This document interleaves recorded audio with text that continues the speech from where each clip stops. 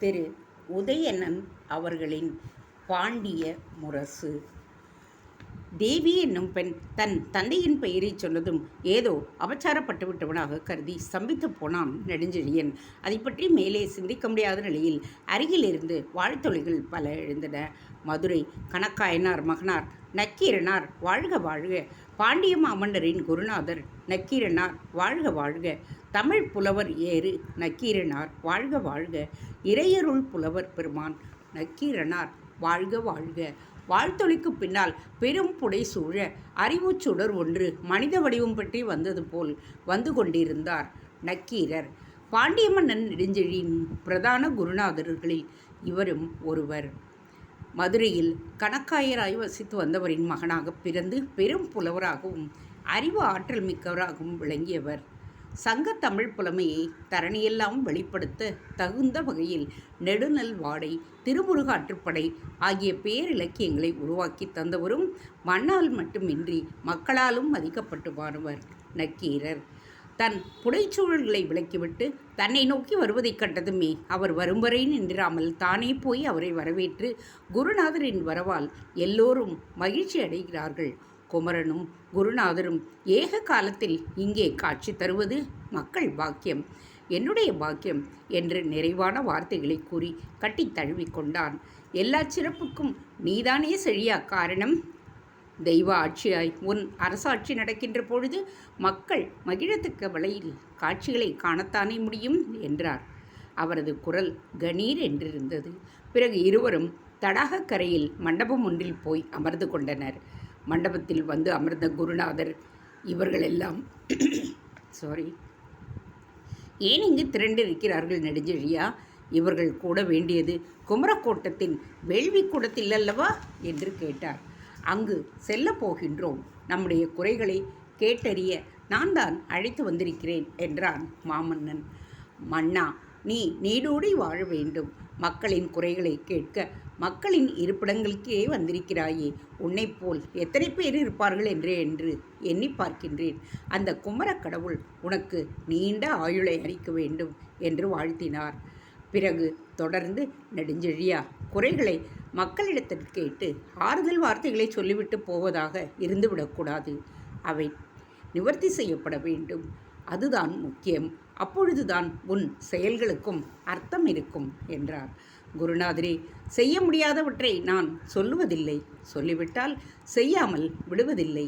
மக்களை நான் சந்திப்பதும் விசாரிப்பதும் அவர்களுக்கு இடையில் என்னை உயர்த்தி கொள்ளவும் செல்வாக்கை தேடிக்கொள்ளவும் அல்ல, அவர்களுடைய கட்டியாளும் தகுதியை உண்டாக்கி கொள்ளவும் நிலைநிறுத்தி கொள்ளவும் தான். அது என்னால் முடியாமல் போனால், அதை நான் மேற்கொள்ளாமல் போனால் நான் மன்னனாகவே இருக்க மாட்டேன் என்றான் நெடுஞ்செழியன். நம்பிக்கை எனக்கு இருக்கிறது மன்னா. அரசாட்சியாய் செய்தவர்கள் பாண்டியர்கள். நீதி தவறியதற்காக உயிரை துடைந்தவன் உன்னுடைய பாட்டன். அவன் பேரனாக பிறந்து நீ எங்கள் பாக்கியம் செய்திருக்கிறாய். உன்னை சீடனாக பெற்றது என்னுடைய பாக்கியம். வந்த வழியெல்லாம் பார்த்து கொண்டுதான் வருகின்றேன். உன் அரசாட்சியின் அடையாளங்களை உன்னை வாழ்த்த நாவை காணாதது போல் உள்ளம் மகிழாத மக்கள் ஒருவரையும் பார்க்க முடியவில்லை. பொற்காலம் பூத்துவிட்ட பூரிப்பை சுமந்தவர்களாகவே எல்லோருமே தென்படுகிறார்கள். விழாக்கோலம் பூண்டிருக்கும் இந்த தெய்வ திருநகர் உன் பெயரை இன்று ஒலிக்கின்றது. இந்த குன்றத்து குமரன் கூட உன்னை கண்டு பூரிப்புதான் அடைந்திருப்பான். தெய்வ நம்பிக்கையும் மக்கள் நல்வாழ்விற்கான முயற்சிகளையும் கொண்ட மன்னன் சரித்திரத்தில் இடம் பெறாமல் இல்லை, சரித்திரமாகவே உயர்ந்து விடுகின்றான். நீ ஒரு சரித்திரம், நான் அதில் ஒரு ஏடு. வாழ்த்துச் சொற்களை கேட்டு சற்றே வெட்கமடைந்தான் வேந்தன். சிறிது நேரத்திற்கு இருவரும் பேசிக்கொண்டிருந்து விட்டு முருகப்பெருமானை வழிபட குன்ற கோயிலுக்கு சென்றனர். குன்றுக்கு சூட்டப்பட்ட மகுடம் போல் விளங்கிய கோயிலுக்குள் தெய்வ அழகு இயற்கையாகவே நிரம்பி இருந்தது. கருவறைக்கு சென்று முருகனின் ஆறுமுக திருவுருவத்தை கண்ட அவர்கள் நீண்ட நேரத்திற்கு தங்களை மறந்து தெய்வ வழிபாட்டில் ஆழ்ந்திருந்தார்கள். பின்னர் தீப ஆராதனையும் கோயில் மரியாதைகளும் விமர்சையாக நடந்தன. அதிர்வேட்டு முழங்கியது. மக்களை பூஜை வழிபாடுகளை அங்கங்கே துவக்கும் பொருட்டு அதை அடுத்து இறைவணக்க பாடல்களும் ஒலிகளும் பெரிதாக எழுந்தன. அபிஷேக திருமுறையை கொட்டி கருவறையில் திரையிடப்பட்டது. புலவருடன் வெளியேறிய மன்னன் அவரிடம் கேட்டான், குருநாதரே, உலகையே கட்டி காக்கும் பேரருள் கொண்ட கடவுள்தான் முருகவேள். இவருக்கு ஏன் 6 முகங்கள்? ஒன்று போதாதா? லேசாக புன்னகை செய்தார் குருநாதர். நெடுஞ்செழியா, கர்ணன் மிகச்சிறந்த வள்ளல். வாரி வாரி வழங்கி அவனது 2 கரங்களும் சிவந்து விடுவதுண்டு. அவனுக்கு மட்டும் 2000 கைகள் இருந்திருந்தால் எவ்வளவு எளிதாக இருந்திருக்கும் பார். முருகனும் அப்படித்தான். ஒரு முகம் கொண்டே எல்லோருக்கும் திருவருளை தந்துவிட முடியும்தான். 6 முகங்களாக இருந்தால் சற்று எளிதாக இருக்குமல்லவா? அவனை நம்பி வழிபடுபவர்கள் கணக்கில் அடங்காதவர்கள். அவன் காத்து ரட்சிக்க வேண்டிய விஷயங்களும் அதிகம். ஒவ்வொன்றுக்கும் ஒரு முகம் என்று வைத்து கொண்டால் குறைவற்ற திருவருள் அளிக்கலாமல்லவா என்றார். அப்படியானால் குமரனின் 6 முகங்கள் எந்தெந்த விதத்தில் அருள் செய்கின்றன என்றான் மன்னன். இருள் சூழ்ந்த பேருலகில் ஒளி பரப்ப அருளும் முகம், தன் மீது அன்பும் பக்தியும் கொண்டு வணங்கும் பக்தர்களுக்கு வரமருளும் முகம் ஒன்று. வேதங்கள் உரைத்த நெறிமுறைகளை தவறாமல் மேற்கொண்டு நடக்கும் மறையோர்களை காத்தருளும் முகம் ஒன்று. மெய் அறிவு நூல்களின் அரிய பொருளை முனிவர்களுக்கு உணர்த்தி அவர்கள் மூலம் இருளில் ஒளி தரும் நிலவைப் போல உலகுக்கு உணர்த்தி அருளுகின்ற முகம் ஒன்று. பகைவருடன் மேற்கொள்ளும் போரில் அவர்களை வீழ்த்தி களவேள்வி செய்தருளும் முகம் ஒன்று. இத்திருப்பரங்குன்றத்திலே மனம் புரிந்து கொண்ட குரமகள் வள்ளியை மகிழ்வுற்று வைக்க அருளும் முகம் ஒன்று. இவையே 6 முகங்களின் அருட்செயல்கள். இதையடுத்து முருகனின் 12 கரங்களை பற்றி விளக்கம் அளித்தார் நக்கீரர். பின் முருகன் கோயில் கொண்ட படை வீடுகளை பற்றி விவரித்தார். முருகனை பற்றிய விவரங்களை தொகுப்புகளாக அமைந்த அந்த விளக்கங்களை கேட்ட மன்னன், குருநாதரே, தங்கள் விளக்கங்களால் பரவசப்பட்டு நிற்கின்றேன். தாங்கள் அளித்த அரிய விளக்கங்கள் நல்ல உரையாடலாக மட்டுமே மறைந்து விடாமல் வெகு காலத்திற்கு உலக மக்கள் உணர்ந்து அறியத்தக்க இலக்கியமாக அமைய வேண்டும் என்பதுதான் என் அவா. பக்தி உள்ளவர் மட்டுமின்றி அனைவருமே முருகவேளின் வரலாற்றையும் அருளினையும் அறியும் வண்ணம் வழிபடுத்தி செல்லும் காவியம் ஒன்றை தாங்கள்தான் செய்ய வேண்டும். எங்களை பாக்கியசாலிகளாக்க வேண்டும் என்று வேண்டிக் கொண்டான். உன்னுடைய அவா மட்டுமல்ல நெடுஞ்செழியா, இது என்னுடைய அவாவும் அதுதான். திருமுருகாற்றுப் படை ஒன்றை சமைக்க வேண்டும் என்று நீண்ட காலமே எனக்கு ஒரு ஆசை உண்டு. முருகனை காணும் பொழுது, இல்லை, அவனை எண்ணும் பொழுதெல்லாம் இந்த ஆசை என்னிடம் பேராசையாகவே உருவெடுத்திருக்கிறது. அவன் இருந்தால், அவன் அருள் இருந்தால் உன் ஆட்சி அந்த காலத்திற்குள்ளேயே இதை ஏற்றுவிடுவேன் என்று தெரிவித்து கொண்டார் புலவர். இருவரும் தற்பொழுது கருவறைக்கு நேரே ஆலயத்தின் வெளியரங்கிற்கு வந்திருந்தனர். அங்கு நடனக்கலையில் வல்லவர்களான சாக்கையர்கள் மக்கள் விரும்பும் கொட்டி சேதத்தை ஆடி மகிழ்வித்து கொண்டிருந்தனர். இருள் ஞாலம் மட்டுமின்றி விளங்க பல்கதிர் விரிந்த ஒரு முகம் ஆர்வலர் ஏந்த அமர்ந்திருந்து ஒழுகி காதலின் உயர்ந்து வரம் கொடுத்தன்றே. ஒரு முக மந்திர விதையின் மரபொழி விழா அந்தனர் வேள்வி ஓர்க்கும்மே என்று திருமுருகாற்றுப்படையில் இது வருகின்றது. சேர நாட்டின் பிரசித்தமான கலை பாண்டிய நாட்டில் மக்களை மகிழ்வித்து கொண்டிருந்ததைக் கண்ட பாண்டிய மன்னன் கலைகளின் சிறப்பை எண்ணி பெருமிதம் கொண்டான். நாடுகள் வேறுபட்டாலும் அரசுகள் வேறுபட்டாலும் மக்கள் மற்றும் ஒருவராகவே இருப்பதையும் கலைகள் அவர்களுக்கு பாலமாக அமைவதையும் உணர்ந்தான் அவன். இதன் காரணமாகவே பண்டை மன்னர்கள் கலைகளை கண்போல போற்றி வந்ததன் காரணமும் புரிந்தது அவனுக்கு. இந்த நிலையில் கருவறை திரை திறப்பதற்கான மணியோசை ஒலித்தது. தீப ஆராதனையுடன் காட்சி தரவிருந்த முருகக் கடவுள் முதற்கண் காணும் பாக்கியம் பெற்றவனே பாண்டிய மன்னன்.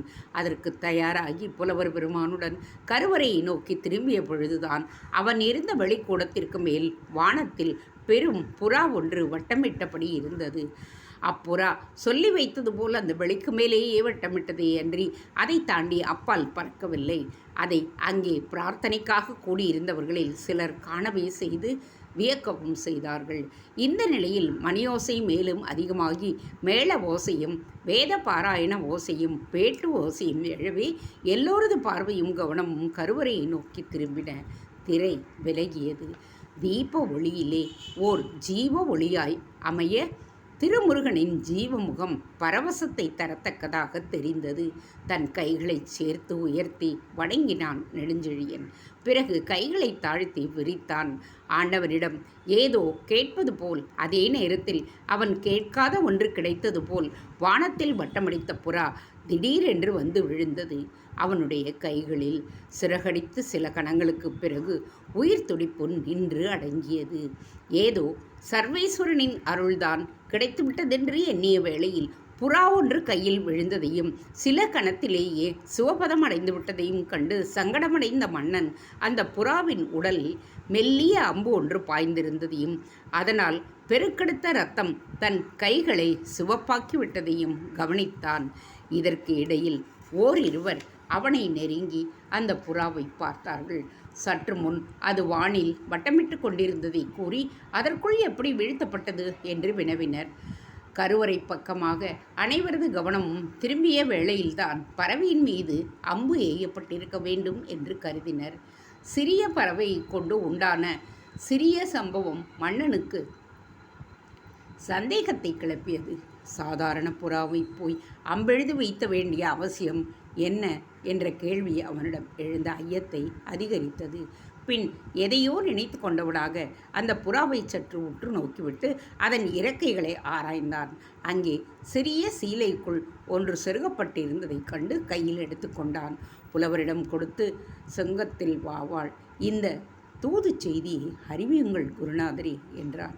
இதற்கிடையில் பணியாட்களிடம் புறா ஒப்படைக்கப்பட்டது. அவனது கரங்களை கழுவியும் கொண்டான். பிரார்த்தனை முடிவடைந்த நிலையில் மக்கள் மன்னனையும் மகேசனையும் வாழ்த்தியபடியே ஆலயத்திற்குள் நுழையலானார்கள். மன்னனும் இதை அறிந்து அவ்விடத்தை விட்டு குன்றின் பக்கத்தில் அமைக்கப்பட்டிருந்த தாவடிக்கு புலவருடன் சென்றான். அதன் பின் நீண்ட நேரம் சீலையை ஆராய்ந்த புலவர் கடைசியாக அதன் செய்தியை படித்தார். பாண்டிய மன்னரின் முகம் தணல் போல் சிவந்தது. அரசாட்சியை அரசாட்சியாய் கருதி மக்களை அன்பு ஆட்சியாய் கவர்ந்து அதன் அத்தாட்சியாய் என்றும் காந்தம் தவழும் சாந்தமான முகத்தையும் கருணை ததும்பும் காந்த கண்களையும் பெற்றிருந்த பாண்டியன் நெடுஞ்செழியன் தூதுப்புறா மூலம் அந்த செய்தியை கேட்டதும் அவர் உண்மை பொய்யா என்று அதை ஆராயாமல் உண்மையாகவே கொண்டு உள்ளுணர்வுகளின் உந்துதலுக்கு ஆளாகி இரத்தச் சிவப்பினை தன் முகத்தில் காட்டி தீ விழித்தான் என்றால் அதில் வியப்பேதும் இல்லை. தன் இடம் தெரிந்து இப்படி ஒரு செய்தியை பழைய நாள்தான் அனுப்ப முடியும். அவன் அனுப்பும் செய்தி பொய்யாக இருக்காது என்பதுதான் அவரது தீர்மானம். எனவே செய்தியின் உண்மையை பற்றி ஆராயாமல் வேறு சிந்தனையில் இறங்கினான். தாவடியில் புலவர் நக்கீரருடன் ஒரு சில உபதளபதிகளும் இருந்தார்கள். பகை பற்றியோ போர் பற்றியோ விவாதிக்க அந்த இடமும் சரி, இருந்த ஆட்களும் சரி பொருத்தமானவர்கள் இல்லை. இதை உணர்ந்த மன்னன் பேச்சில் இறங்காமல் சீலையை வாங்கி செய்தியை படித்தான்.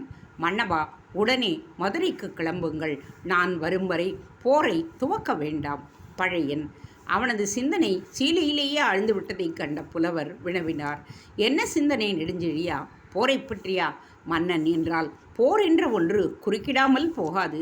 அது தெரியும் குருநாதரே. போரை எதிர்கொள்ளவும் பகையை முறியடிக்கவும் நான் எப்பொழுதும் தயாராகத்தான் இருக்கின்றேன். முடிசூடிய நாளில் இருந்தே போர்த்தினவை எதிர்பார்த்தபடிதான் இருக்கின்றேன். என்னுடைய சிந்தனையெல்லாம் போருக்கு முனைந்துவிட்ட புது எதிரி யார் என்பதை பற்றித்தான் என்றான் நெடுஞ்செழியன். இதில் சிந்திக்க என்ன இருக்கிறது? எதிரி யாராக இருந்தால் என்ன? எதிரி எதிரிதானே என்று கேட்டார். மறுக்கவில்லை குருநாதரே, வியப்படைகின்றேன். திடீர் எதிரியை எண்ணி என்ன நடந்துவிட்டதென்று அல்லது என்ன நடக்க வேண்டும் என்று போர் அறிவிப்பு செய்திருக்கின்றான் அவன். முடிசூடிய நாளில் கூட நட்புக்கான கரத்தைத்தான் அனைவருக்குமே நீட்டினேனே அன்றி பகை மூச்சை விடவில்லையே நான். பிறகு எப்படி வருகின்றது போர்? நெடுஞ்செழியா, என்ன நடக்கும், எப்பொழுது நடக்கும், யாரால் நடக்கும் என்று அனுமானிக்க முடியாதுதான். அரசியல் நியாயத்தின் அடிப்படையில்தான் ஒரு காரியம் நடக்க வேண்டும் என்கின்ற நிச்சயம் இல்லாததுதான் அரசியல். முடிசூடியவனே பின்னால் நின்று குத்தவும் முற்படும் சேவை நடக்கக்கூடியதுதான் அரசியல். இதில் வியப்படைவதற்கு எதுவும் இல்லை. உனக்கு இருக்க வேண்டியது விவேகமும் விழிப்பு உணர்வும் தான். புலவர் பெருமானே, தாங்கள் சொன்னது போல் தற்போது போர் அறிவிப்பு செய்திருப்பவன் யாராக இருந்தாலும் சரி, எதற்காக இருந்தாலும் சரி, மிகவும் தண்டிக்கப்பட வேண்டியவன் என்பதை மட்டும் சொல்லிக் கொள்ளுகின்றேன். மக்களின் நல்வாழ்வுக்காக ஆண்டவன் அருளோடு எடுக்கப்பட்ட இந்த விழாவில் இப்படி ஒரு செய்தியை அறிய நேரிட்டதற்கு காரணமாக அந்த எதிரியை இந்த ஆண்டவன் கூட மன்னிக்கப் போவதில்லை. இது நிச்சயம் நானும் சொல்லிக் கொள்ளுகின்றேன். மக்கள் விழாவின் மகிழ்ச்சியை கல்லை போட்ட அந்த பகைவனை பற்றி பழிவாங்காமல் நான் விடமாட்டேன். வழக்கமில்லாத ஆவேசத்தில் மன்னன் இப்படி பேசியதை கண்ட புலவர், பொறு மன்னா, மதுரைக்கு சென்ற பின் முடிவுகளை எடு. உன்னுடைய முதல் காரியம் மதுரைக்கு போவதுதான். அதை தாமதிக்காதே என்று அறிவுறுத்திவிட்டு, ஆமாம், இந்த செய்தியை பழையன் உனக்கு அனுப்பியிருக்கிறான். அவன் இப்பொழுது மதுரையில் இல்லையா என்று கேட்டார். இல்லை என்றுதான் தெரிகிறது என்றான் மன்னன் உள்ளூர ஏதோ ஒரு சந்தேகத்துடன். நீயும் இல்லை, படைத்தலைவனும் இல்லை. இந்த நிலையில் போர் செய்தி வருகிறது. நிலைமை நெருக்கடியாகத்தான் இருக்கிறது. எதற்கும் நீ விரைவாக போ என்றார் புலவர். நிலைமையை நெடுஞ்செழியனும் உணர்ந்து கொண்டான்.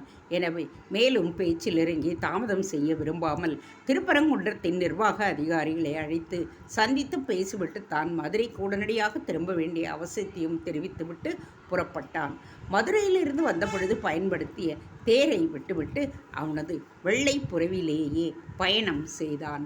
மதுரையை விட்டு வெளியேறி 10 நாட்களுக்கு மேலாகிவிட்டாலும் மக்களுக்குரிய பெருவிழாவை கொண்டாடிவிட்டு வருவதாலும் மதுரையின் மக்கள் மன்னன் திரும்பும் பொழுது கோலாகலமான பட்டின பிரவேசத்திற்கு ஏற்பாடு செய்திருந்தனர்.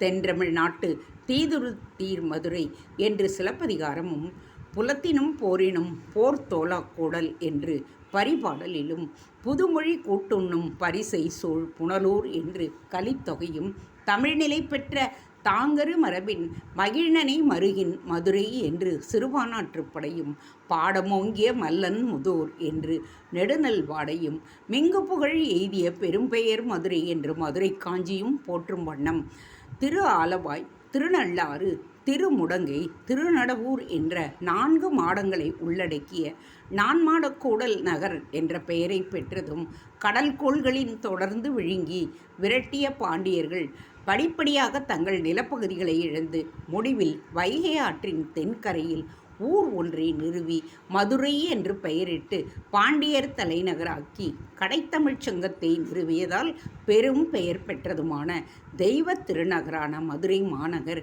மிக கம்பீரமாக நின்றது தன் மன்னனை வரவேற்க. கற்புக்கடம் பூண்ட பொற்புடை தெய்வமான கண்ணகியால் எரியூட்டப்பட்ட மதுரை ஆரிய படை கடந்த நெடுஞ்செழியனுக்கு பின்னால் வந்த வெற்றிவேல் செழியனால் புதிதாக நிர்மாணிக்கப்பட்டது. அதை யமனர்களை கொண்டு சிறந்த கோட்டையாக அமைத்தான். அவனது மகனும் இந்த கதையின் நாயகனுமான பாண்டியன் நெடுஞ்செழியன். அப்படி செய்த பொழுது பழைய குறைகளெல்லாம் நீக்கப்பட்டு புதிய சிறப்புகளும் உருவாகப்பட்டன. புதிய எந்திர சூட்சுமங்களும் பொருத்தப்பட்டன. சாம்ராஜ்ய கனவிலேயே பாண்டியன் கண்ணாக இருந்ததால் அதன் அடிப்படையான மதுரை கண் இமை என கருதினான். எனவே அதை உன்னதமான நகரமாக உயர்த்தும் சிந்தனை இடைவிடாமல் இருந்தது அவனிடம். சிந்தனை தந்த திட்டங்களை அவ்வப்பொழுது நிறைவேற்றி வந்ததனால் மதுரை மாநகரமே தற்பொழுது அவனுக்கு பட்டின பிரவேச சிறப்பை அளிக்கும் பொருட்டு புத்தம் புதிய மணப்பெண் போல் பொலிவுற காட்சியளித்தது. பிரவேசிக்க இருப்பவன் தங்களுடைய ஆருயிர் தலைவன் என்கின்ற காரணத்தால் மக்கள் அனைவருமே தங்கள் வேலைகளை விட்டுவிட்டு கோட்டை வாயிலை அடுத்த ராஜ வீதிகளில் நிரம்பிய வண்ணமாக இருந்தனர். அவனை வாழ்த்தி வரவேற்க அவர்கள் முகங்களில் ஆர்வமும் ஆனந்தமும் நிரம்பி வழிந்தன. அன்னை மீனாட்சியின் திருமுகத்தை அடுத்து தரிசனம் வேண்டிய ஒரு முகம் என்றென்றால் அது மன்னர் மலர்முகம்தான் என்பது மக்களின் ஒருமித்த தீர்ப்பாக இருந்தது. விழிகளை திறந்தவர்கள் மூட விரும்பாமல், வைத்த விழி வாங்காமல் வழிமேல் விழி வைத்தவர்களாய் காத்து கிடந்தனர். ஆனால் திடீரென்று அவரது ஆர்வலத்தில் இடி விழுந்தது போல் சம்பவம் நடந்து அதிர்வேட்டு ஒன்றை ஒலித்ததும் மன்னன்தான் வருகிறான் என்று நம்பியிருந்த வீதியிலோ ஒற்றை முரசொன்று வந்தது. புறவியின் மீது அமர்ந்தபடி டமடமவென்ற ஒற்றை முரசை ஒலித்த பணியாள் அடிமை குடிமக்களே, நமது இன்னுயிர் மன்னரை எதிர்பார்த்து யாரும் வீதிகளில் காத்திருக்க வேண்டாம். பட்டினப் பிரவேச சிறப்புகளை ஏற்கும் மனநிலையில் மன்னர் வரவில்லை. யாரும் எதிர்பாராத விதத்தில் பகைவர்கள் நம் கோட்டையை சூழவிருப்பதால் விழாக்கோலங்களை விட்டுவிட்டு அவரவர்களும் தங்கள் இல்லங்களுக்கு உடனடியாகச் செல்லுங்கள். வெளியில் வேண்டியவர்கள் உடனே வெளியேறுங்கள். விரைவிலேயே கோட்டை கதவுகள் அடைக்கப்படும் என்பதால் யாரும் பின்பு வெளியேற முடியாது. இது அரச கட்டளை என்று அறிவிப்பை செய்துவிட்டு மறுவீதிக்கு புறவியை ஓட்டினான் அவன். மக்கள் இந்த அறிவிப்பை சிறிதும் எதிர்பார்க்கவில்லை. என்ன பகைவனா? நம் நாட்டையா வளைக்கப் போகிறான்? என்ன துணிச்சல்! பாண்டியரை பகைக்கும் எதிரி எவன் இருக்கிறான்? அடடா, மன்னரின் பட்டின பிரவேசத்தை காண வேண்டிய நேரத்திலா இப்படியாக வேண்டும்? எவனாயிருந்தால்தான் என்ன, நம் மன்னனிடம் புறமுதுகிட்டு ஓடத்தான் போகின்றான். யார் வந்தாலும் வரட்டும், நாங்கள் இருக்கின்றோம் எதிர்க்க. இப்படி மக்கள் பலவாறாக பேசிக்கொண்டார்கள். சிலர், படைக்கு ஆள் தேவையா? நாங்கள் தயார், எங்கே வர வேண்டும் என்று கண்ணில் பட்ட புரவி வீரர்களை வினவத் தொடங்கினர். இன்றிலிருந்து இருவேளை உணவுதான், முடிந்தவரை சேமித்து விட வேண்டும். முற்றுகை தொடங்கி நீடித்தால் ஆபத்துதானே? முற்றுகையாவது நீடிப்பதாவது நம் மன்னர் அதற்கு இடம் தரமாட்டார். 2 நாளில் பகைவரை விரட்டப் போகின்றார் பார். இப்படி வேறு சிலர் விசாரித்து தெரிந்து கொண்டனர். இதற்கிடையில் வேறு ஒரு அறிவிப்பும் ஒலித்தது. படைகள் திரட்டப்பட வேண்டுமாதலால் மக்கள் அதற்கு இடையூறாக சாலைகளில் உலவ வேண்டாம். உடனடியாக இல்லங்களுக்கு திரும்பட்டும். யாரும் வீதிகளில் இருக்கக்கூடாது. இதுவும் அரச கட்டளை. போர் அறிவிப்புகள் இதே ரீதியில் மேலும் பல வந்து கொண்டே இருந்தன. போர் என்றால் அஞ்ச வேண்டிய மக்கள் தற்பொழுது அஞ்சவில்லை. மன்னனின் மீது இருந்த அசைக்க முடியாத நம்பிக்கை அதற்கு ஒரு காரணமாக இருந்தாலும் வேறொரு காரணமும் இருந்தது. பல காலமாக மதுரையை பகைத்து போரிட வந்த பகைவர்கள் யாருமே இல்லை. மதுரையை ஆண்டவர்கள்தான் பகைவரை தேடிச் சென்றிருந்தனர். எனவே மதுரையில் போர் எவ்வாறு நடக்கும் என்பதை காணும் ஆர்வம் இயற்கையாகவே தற்பொழுது உண்டாகி இருந்தது மக்களிடம். எனவே யாரும் அஞ்சவில்லை. மாறாக படையில் சேரவும் போர் புரியவும் முன்வந்தனர். கோட்டை முற்றுகையிட்டு அந்த முற்றுகை நீடித்தால் உண்டாகக்கூடிய சிரமங்களை அவர்கள் அனுபவித்ததில்லை என்றாலும் அறியாமல் இருக்கவில்லை.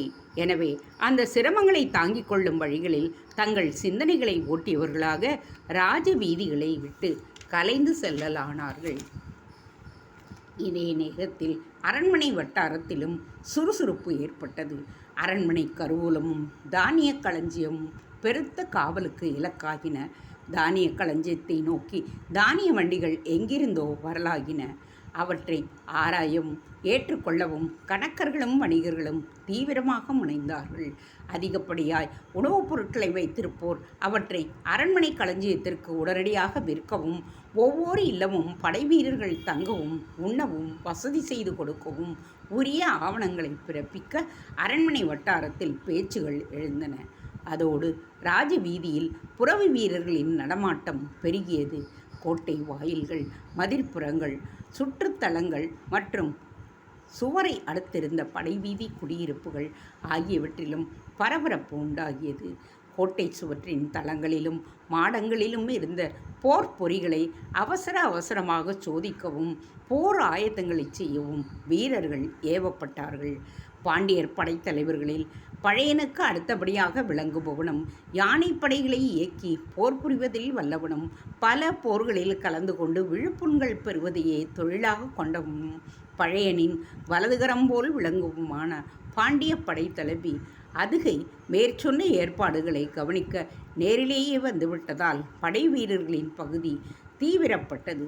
படைகளின் எண்ணிக்கை, பொறிகளின் எண்ணிக்கை, போர் ஆயுதங்களின் எண்ணிக்கை, போர் வாகனங்களின் எண்ணிக்கை ஆகியவற்றோடு அரண்மனை கருவூலத்தில் பொன் வெள்ளி இருப்பு, தானிய களஞ்சியத்தில் உணவுப் பொருட்களின் இருப்பு ஆகிய விவரங்களை எல்லாம் உடனடியாக சேகரித்து தரும்படி கட்டளையிட்ட அவன் போர் அறிவிப்புகளை ஒட்டி மக்கள் எவ்வாறு நடந்து கொள்கிறார்கள் என்பதையும் நேரில் கவனித்தான். மக்களிடையே உண்டாகியிருந்த ஆர்வமும் அவர்கள் காட்டிய அமைதியான ஒத்துழைப்பும் அவனை திருப்தி அடைய வைத்தன. இந்த நிலையில் கோட்டை வாயிலில் ராஜபேரிகைகள் முழங்கவே அங்கே சென்றான் அதுகை.